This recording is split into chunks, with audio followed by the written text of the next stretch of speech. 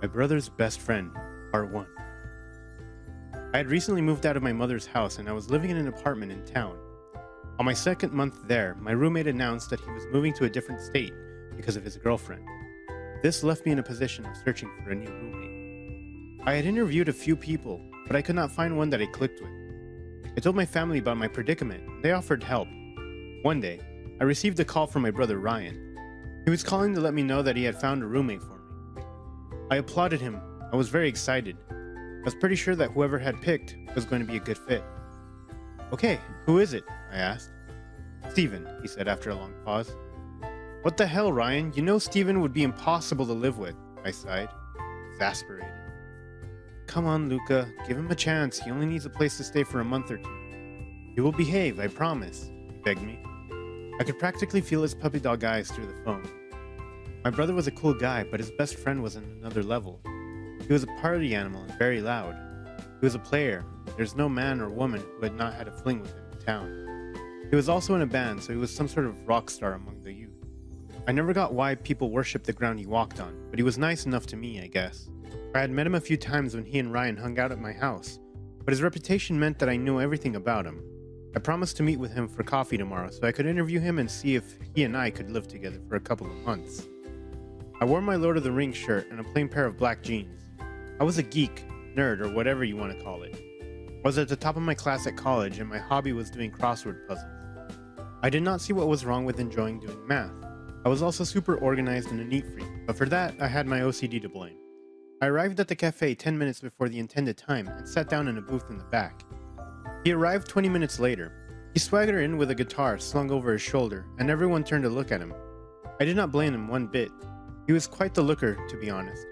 He had long black dreadlocks and was very tall.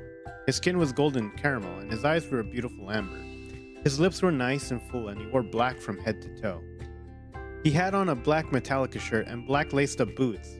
He spotted me in the back and smiled a megawatt smile. Thus far, no waitress had approached me to ask if I needed anything, but as soon as he sat down, a waitress suddenly appeared out of thin air. She smiled at him and asked to take our order. "Just a coffee and red velvet cake for me," he said. His voice was musical. I could see why everyone loved his music. "I will have the same," I squeaked out. So here's the thing, I kinda had a crush on him. I have liked him since I was a freshman, but I was also intimidated by him. While I knew that he would not turn me down, everyone knew that Steven Scott did not do relationships.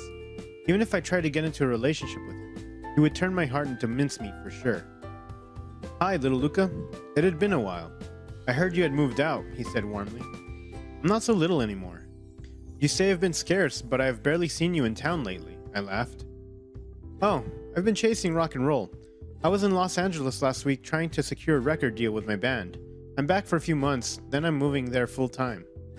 "Okay, I'm just going to ask you a few questions before we commit to being roommates," I said. "Of course, shoot." "Awesome. Do you have any pets?" I started out. I had a thing about fur, so I had to know what kind of pet he had. "Nope. My cat stays with my grandmother because I'm not always in town," he said. I sighed internally in relief.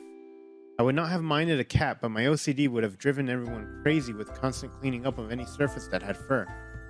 "Okay, so I would assume that you have friends who want to visit you. Don't mind, but please make sure that they do not break anything or cause noise disturbances that could cause the neighbors to complain," I said. He looked me straight in the eyes and said, "Of course. Besides, I'm barely hanging out with anyone outside my band nowadays." It seemed that we understood each other, so I gave him the benefit of the doubt and decided to offer him the room. "Oh, how wonderful. I don't mind opening my apartment up to you while you wait to move to Los Angeles. When can you move in?" I smiled. "As soon as you'll have me," he grinned, as the waitress came back with the food we had ordered. A few days later, Steven moved into the apartment. He did not have a lot of stuff, so there wasn't much to unpack. He had less clothes and many more guitars. I did not know anything about music, but he was patient enough to tell me more. Being the quick study that I was, I had decent knowledge about guitars soon enough. We did have a couple of hiccups in the beginning, however. I was a perfectionist, so I cleaned and scrubbed the house several times a week. I hated people drinking milk from the box. I hated people leaving the toothpaste cap off, and I absolutely hated people leaving their laundry lying around. Steven did all that and more. I was constantly yelling at him to clean up after himself, and he tried, but he would fall back into his old habits. Soon I was cleaning up after the both of us. I didn't mind. One day I was watching a documentary on generic disorders when I got a text from him. Got a gig at this very prominent club. Wanna come? I was taken aback because I had never expected the invitation from him. You know I don't do clubs, I replied, and I set my phone down. Come on, you've been working hard all week. You deserve some time to chill. Ryan is here too. You can hang out with him, he texted back. I thought about it for a moment, then decided to go since I felt like taking a break from my little research project anyways. I went to my room and checked my closet for anything that would be club-worthy. There was nothing that was hot or cool, so I settled for a dark t-shirt with Steven's band logo that he had given to me a few days ago. I'd only worn it a few times, but I was somewhat proud to wear something that he had given me. I admit, my infatuation with him was increasing. I had assumed that he was arrogant and full of himself for the past few years, but now that we were living together, he was actually the opposite. He was kind, considerate, and very generous. That paired with his looks made for a very deadly combination, to be honest. I called an Uber and soon I was at the club Genesis. The outside was packed with people who were waiting to get in. I was just about to head over to the back when the bouncer called me over. He was standing next to my brother Ryan. Ryan and I did fist bumps when the bouncer let me in. The club was lit by purple lights, and there was smoke in the air, which I assumed was from a smoke machine. Steven was on stage singing and playing his guitar. People were dancing all over the club, and a lot of people were throwing their personal belongings on stage in a bid to impress them. A few people in the audience had t-shirts with his band's name, Tap Out. I went up to the front to get a closer look. I liked the music, but I was not one for live music. This was because I got anxiety when I was too close to other people. I felt as if everyone was watching me, even though they probably were not. Despite all this, I decided to risk it and watch him play. He was a natural, with both his singing and guitar playing. You could literally see the electrical energy pulsing through him. He was a star, burning bright, and I was struck. They finished the song that they were playing, and they started playing a new one. I would like to dedicate this song to everyone out there who is a neat freak. I know that you feel as if no one understands you, but you know that it's okay to have OCD, he said as he looked at me. So that was why he had called me here. I grinned at him as I felt my heart warm. I was so lucky to have him as a friend. He started singing a slow, beautiful song. The world isn't perfect, but you make it so. Whenever the stars don't shine, you polish them. When the ground swallows you whole, dig yourself out. In these obsessions, I hope you see me. I am here. His voice was beautiful. I felt so much listening to his voice. He had the key to so many people's happiness, and we were the lucky few today. The song picked up speed and a few people started dancing. I'm not a dancer, this I will admit. But on that day, I was so high on the electricity pushing through the air, so I gave in. I danced like no one was watching, only him. He could see me despite all the people, who shone brighter than me, and I was very baffled as to why that was so. I was a nerd who had no friends, and wore nerdy clothes that were duller than the ones his conquests wore. He finished playing a set and came over to me. Would you like me to come over to the VIP lounge? He asked Ryan and me. Of course, Ryan said, and we were off. We climbed up some stairs and we were soon standing at the door. Ryan knocked, and a tall, muscular guy opened it. He took one look at us and grinned. Man of the moment, please come in. He practically howled while gesturing us all in. The room was dimly lit with a few sofas arranged in it. There were a few hostesses in small black dresses handing out drinks to the people sprawled over there. We sat down next to this guy who was bald with a lot of tattoos. Hey, Spiky, Steven shouted over the music. Hey, dude, haven't seen you in a while. That was a nice set you played there. You're gonna become very famous one day, I'm sure, Spiky grinned, revealing a mouth of golden teeth. Thank you, man. It means a lot to me. He grinned, taking a beer that this blonde girl handed to him. She handed one to me, but I refused, as I was a straight edge, which meant that I did not drink, smoke, or do drugs. It was a personal choice, since I wanted to stay as healthy as possible, and I felt as if I did not require substances in order to enjoy myself. We chilled in the lounge for a while, talking about all sorts of things from sports to music. The other people were actually very cool. They were very nice to me and actually listened to me, unlike the people I went to school with. A familiar song started playing. I started smiling as the beat of Dance d'Amour by the 69 Eyes played. Your favorite song? Steven asked. Yes, how did you know? I asked. He gestured at my feet and saw that I was tapping my feet. I blushed and immediately stopped. No, don't stop. In fact, dance with me, he grinned mischievously. I shook my head, looking down. Come on, the song's ending. Do you really want it to end while you're still sitting down? Do what you want for a change, he said. I thought about it for a moment.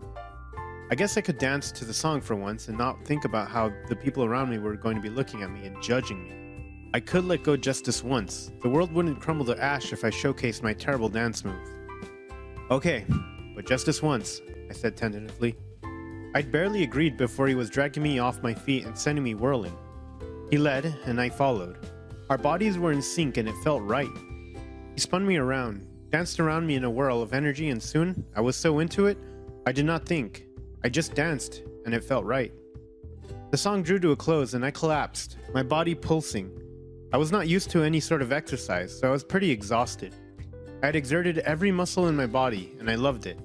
I looked at him, and a look passed between us.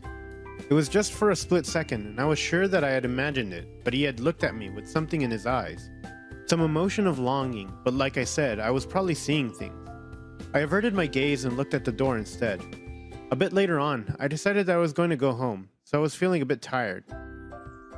To be honest, I could not handle social interaction with a lot of people for a long time, as I got really exhausted. I said goodbye to everyone and left. I arrived home via Uber and went back to work. I finished watching the documentary, then wrote my report. I made to go to sleep, but then my tendencies got the better of me, so I started cleaning. I started in the bathroom, washing all the towels and cleaning all the mirrors. I noticed that the toothbrushes were becoming a bit blunt, so I threw them away and replaced them with new ones that I had. After that, I went to the kitchen where I washed a few dishes that were there and sterilized our utensils. I then proceeded to scrub all the kitchen floors and cupboards, even though I had done so 2 days ago. They were looking a bit dirtier since my roommate was a bit of a slob. I was about to get started on my bedroom when the door opened and Steven stumbled in. "Hey you, I was just about to head to bed," I smiled. Head to bed or go clean your bedroom," he smirked. I laughed. By now he knew me very well. He knew that I could not go to bed without a bit of obsessive cleaning. My OCD was just that bad. "Yep, you caught me. Today was one of those days," I said. "Want to talk about it?" he asked. "Sure," I said, and we sat down. I'm starting to think that this is an existential crisis. I almost feel as if every step I take influences the world. Like me stomping my feet will cause an earthquake somewhere around the world. Like if I don't turn the light off multiple times, there will be a monster under my bed. So I avoid doing a lot of things. Cleaning makes me feel like I'm solving some sort of problem. Like if I can get everything organized, I will have a good day tomorrow. I don't know if that makes any sense. You probably think I'm just mad, I said, looking down. No, I understand. Living with you has made me understand a lot of things better. You're not mad, and your condition is not your fault. I think that you are unique, perfect, the way you are, he said. I smiled at his kind words. I'd never expected to become so close to him in such a short period of time. Thank you so much, I said when I kissed him on the cheek. He looked at me in a startled manner, then smiled a bit. He leaned in and gave me a peck on the lips. I felt a sudden jolt, then I quickly stood up and left the room. I opened the door and threw myself on the bed. What in the world had possessed me to kiss him? And what did it mean when he gave me a peck? A million reasons why I should not have done that went through my head. He was my roommate. He did not do relationships. He was my brother's best friend. I was a weirdo. I was going to get obsessed with him. He was going to leave and never come back. The most urgent question pushed past the others in front of my mind. How in the world was I going to face him tomorrow? The end. Thanks for watching. Consider subscribing to become part of our Rainbow Force and stay wholesome.